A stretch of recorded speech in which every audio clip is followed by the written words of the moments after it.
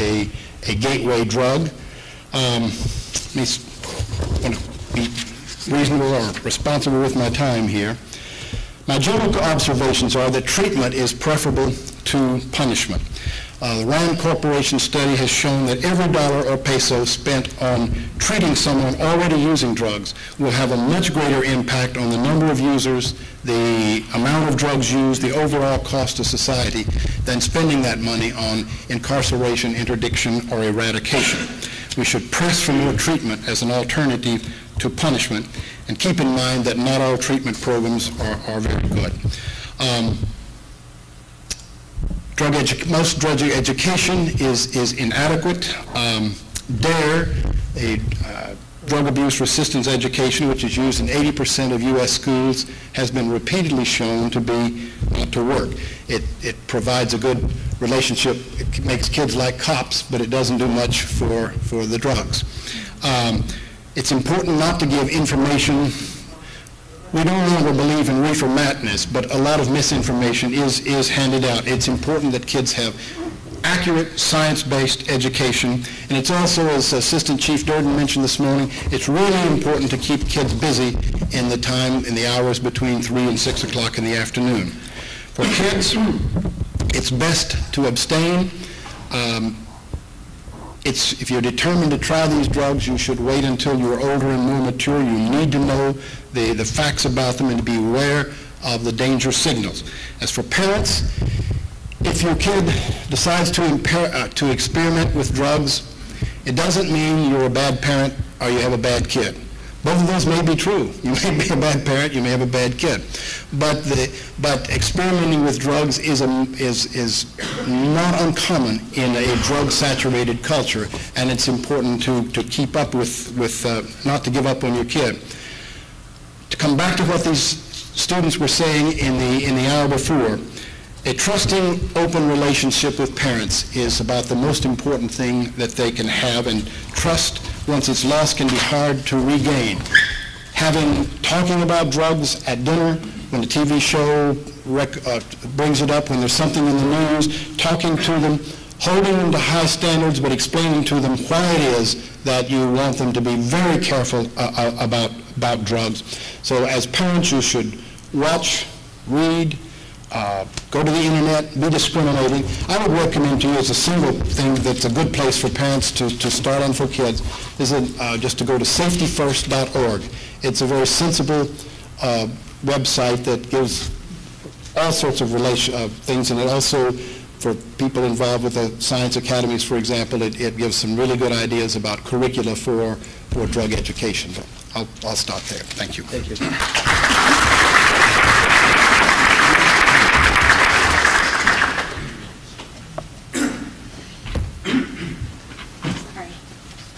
All right.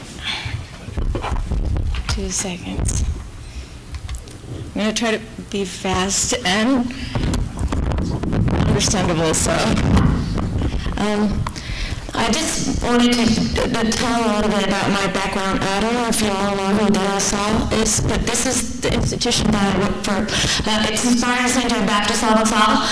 We have been working for, well, no, not me, but as school has been working in education for 355 years. We're present in 82 countries. We have been 105 years in Mexico. Right now we have more than 1 million actual students right now, not counting alumni or anything. We're 80,000 teachers with 6,000 brothers that are the ones that keep everything together. And 30% of our students are in a scholarship, and our scholarships do not have anything to do with sports or anything. As you know, the situation we have in Mexico, our scholarships, what we need is people who need money in order to, we need to support our poor. So our scholarships are only given if you need money. And well, that's that. All right. All right. No. Did I? Oh, yeah. That's it. All right. I'm going to focus on the preventive factors. All the risk factors, I think, keep on changing. And I do want to tell you about my experience in my city. I come from Chihuahua, Mexico, the most dangerous state in the world. 3 years ago, my house used to have the door open every single day. I went with my kids to the park. I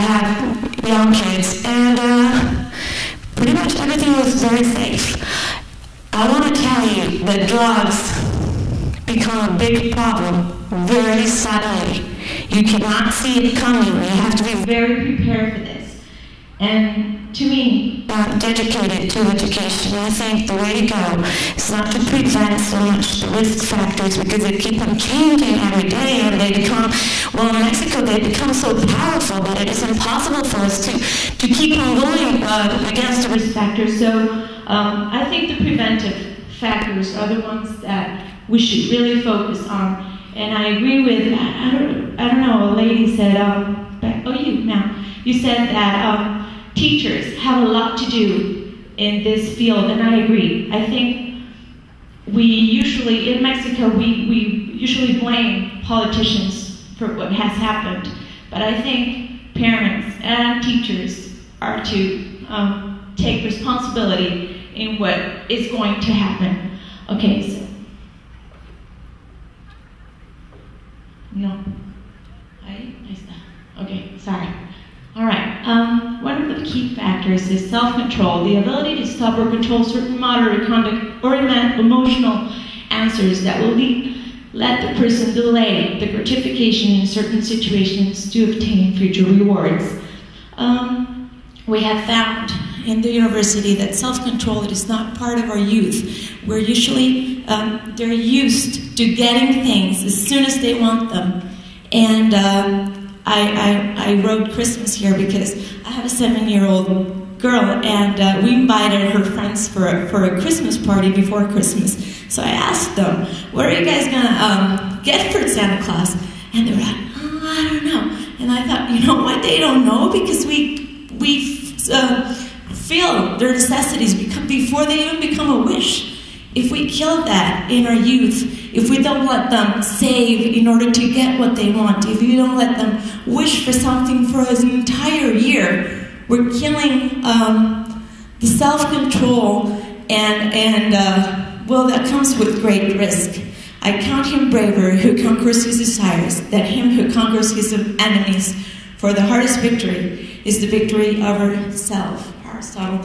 And I think one of the main things we have to teach our youth is to be able to self-control, to not want and get that same second. Clear limits. I think one of the things that happened to us is we didn't have clear limits, and that became very confusing for our youth, as you were saying. For example, we used to buy things in the U.S., so when you came into Mexico, it wasn't easy to get things in, so you would pay the officer to cross, to take your TV in instead of paying the taxes. This was very usual among my grandparents, but this was not bad grandparents. This is the Mexican society. What became is that we tolerated little things. Now we're dealing with huge problems, and I think it was a lack of limits. Things are either good, I know that's not to be said, but I think rules are either yes or no, with limits and child. And if you go in the middle, depending on the situation, depending if you throw a fit or not, depending on where we're at, if you're in front of my mother-in-law, yes, honey, what do you want? And if you're not here, well, then we'll deal with it. That causes confusion, and that confusion, we can see it in our university students. Okay, and clear consequences. I think one of the things that our youth are lacking are consequences. I don't know if this is the correct word to use in English, but a punishment to me is something that you did wrong, then you're going to get this because I'm the ruler around here. And a consequence is something that is pre-established. I think it's very important for us to tell our youth what the consequences are before. And I don't know if I'm being clear, not because I'm your mom and I'm the boss, no, because this is pre-established. And if you don't get in here at 10 o'clock, then tomorrow you're not going out. That's consequence. But if we didn't speak about it before, then it just becomes a punishment. Then it's just me telling you what to do because I'm the ruler. And that doesn't educate. I think we have to make consequences clear before the action happens so that they're involved in the education solution. Octavio Paz, who I told you I love, says liberty needs wings, but also needs roots. I think this is what parents and teachers are supposed to do. We are creating youth. We want our youth to be able to have that liberty to do whatever they wish for. But in order to get that, they have to have roots. If not, we're going to deal with what we're dealing with. All right. Self-esteem, the basis of self-esteem, where someone needs to be loved, he needs to feel a part of, and he needs to be acknowledged. Love, I would need a whole other hour to talk about this. This is very important. I think our youth are looking to belong, and they already belong. They are already part of our religion. They're already part of our family. They were born in it. It is very important for us to let them know that they are already part of something. They don't have to look for that being part of something else. And then the acknowledgement. The acknowledgement is part of what makes us do things. It is very important for me to know that you accept what I do. But we're dealing with a situation with our youth right now where they get frustrated very easily.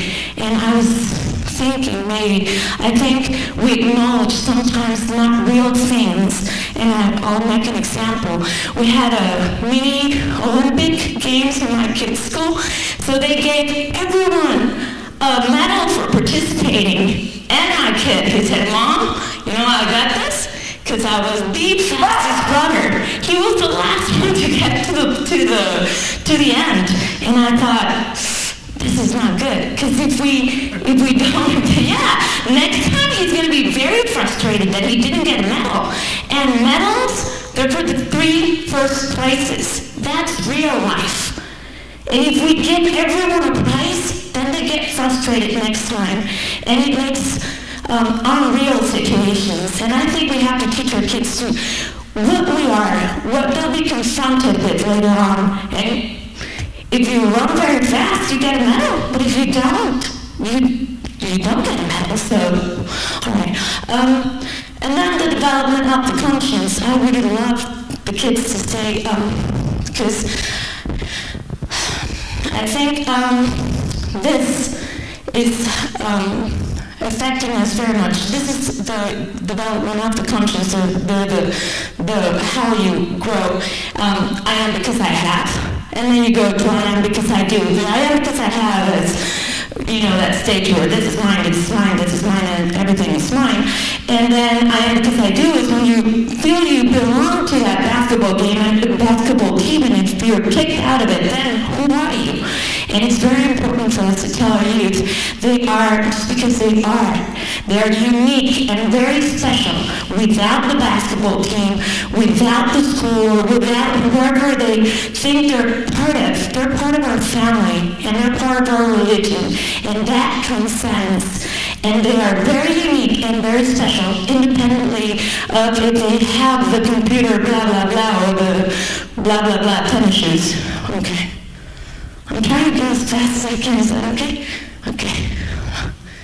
Self-concept. Individuals' perception of self, determined by limits, abilities, that they got to know by experience. The self-concept is created once you go out to life. The only way for me to know that I'm a tall person, if I stand next to a shorter person, then I know that I'm taller. And that perception, it's done a lot by society, but there's a great deal that we can do about it. I think this is what I was telling you. We should tell our kids, you did great today. Excellent effort, but not the best. Because the best, we cannot determine that unless we put a contest on to see who the best kid, and that's not a good idea. So yes, this is not good, because this frustrates. There's no best. Who was the best speaker? Who cares?